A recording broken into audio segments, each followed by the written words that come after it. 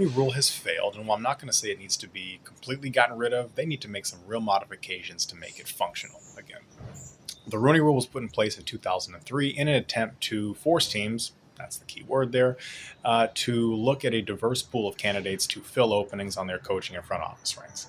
Hasn't worked, and the execution has been horrible, even though the idea itself was pretty good. And it failed in a lot of ways, the same way that DEI failed in a lot of organizations, because when you have to put a policy in place to enforce equity, that already tells you what the problem is.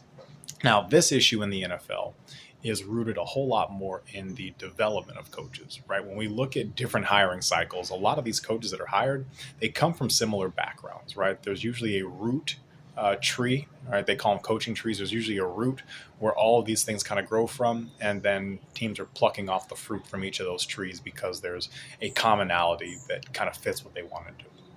As we get into a situation like this year where there's 10 openings and the majority of the coaches have been head coaches before, that tells me that the fruit ain't growing like it used to, right? There's an inventory problem. And that inventory problem is because we're not developing coaches in the way that we need to. They have a similar issue with quarterbacks.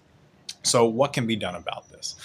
We've seen a couple of implemented solutions, right? Giving assistant coaches full reign at the Senior Bowl. They should do it with all the All-Star games. They could make pathways in for players to be coaches a little bit easier. You're telling me that some of these former players couldn't go right to offensive and defensive coordinators when they were calling the plays? Shoot, they just interviewed Phillip Rivers for the Bills head coaching job, right? But you got to make it more attractive. The idea that you could be interviewing for a job like Byron Leftwich and then fall off the earth, right? You want to keep these good coaches in the pipeline, because if you don't, right, that's going to further reduce the inventory. You could have them, if you made the Pro Bowl more functional, you could do something like that there. What I'm looking at specifically is the UFL.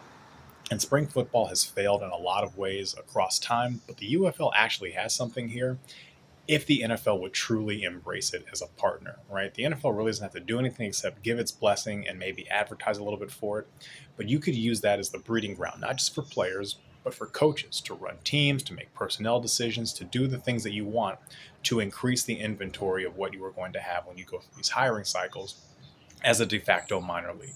You're working with pro athletes. I think it would be better than hiring from the college ranks, even though college is looking a lot more like pro. But the UFL could be the key. And again, for the life of me, I don't know why the NFL doesn't embrace it the way that they should, but above my pay grade, I just record videos and share perspective. Anyway, on that, like, subscribe, and engage. Probably got a couple more from you, doing taxes and having an existential crisis. So that means videos. Get you in the next one.